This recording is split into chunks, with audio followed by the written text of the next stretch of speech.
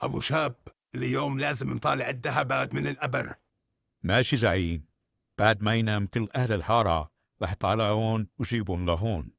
ما حدا من أهل الحارة ولا حتى أبو جودات توقع أنه أنا وإنت ورا سرقة الذهبات أبو إبراهيم. وكمان قتلنا الحارس أبو سمعو والإداشري وأبو إبراهيم، وما حدا شك بشي. لك أنا من شان المصاري مستعد أقتل أي حدا. ما عندي شك زعيم، انت مجرم وقتال قتلة. وطي صوتك يا حيوان وإلا سمعنا شي حدا.